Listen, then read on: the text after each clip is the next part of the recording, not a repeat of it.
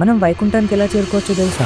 So స్టోరీలోకి వెళ్లే ముందు ఇట్లాంటి వీడియోస్ కోసం లైక్ చేసి ఛానల్ ని తప్పకుండా సబ్స్క్రైబ్ చేసుకోండి. Welcome to the part 5 of what happens after death. ఈ సిరీస్ లో మనం డెత్ గురించి మేజర్ సీక్రెట్స్ తెలుసుకుంటున్నాం. మన లాస్ట్ వీడియోస్ లో ఊర్ధ్వలోకాల గురించి చూసాం, కానీ మనకు ఒక క్వశ్చన్ ఉంది, వైకుంఠానికి ఎలా వెళ్ళాలి? సో వైకుంఠం అనేది బియాండ్ దీస్ 14 లోకాస్. భూలోకం నుండి సత్యలోకం వరకు మనం చూసింది జ్ఞాన మార్గంతో కంపేర్ చేస్తాం, కానీ వైకుంఠానికి వెళ్ళాలంటే అనుసరించాల్సింది భక్తి మార్గం. అంటే నేను బాడీ కాదు, మైండ్ కాదు, నేను అంటే కంప్లీట్ అవేర్నెస్ అని తెలుసుకోవడం జ్ఞానం. ఆ తెలుసుకున్న నేనుని పూర్తిగా భగవంతునికి అర్పించడం భక్తి. సింపుల్ గా చెప్పాలంటే మనకి నాలెడ్జ్ ఉందని తెలుసుకోవడం జ్ఞానం, కానీ ఆ నాలెడ్జ్ మనకి అందించిన వారిది అని చెప్పడం భక్తి. మన గురించి మనం కంప్లీట్ గా తెలుసుకుంటే సత్యలోకానికి చేరుకుంటాం. మన లైఫ్ మొత్తం విష్ణువుని పూజించి ఆయనకి సరెండర్ అయితే వైకుంఠం చేరుకుంటాం. ఓన్లీ వైకుంఠమే కాదు, శివుణ్ణి పూజిస్తే కైలాసం, శక్తిని పూజిస్తే శక్తిలోకానికి కూడా వెళ్ళొచ్చు.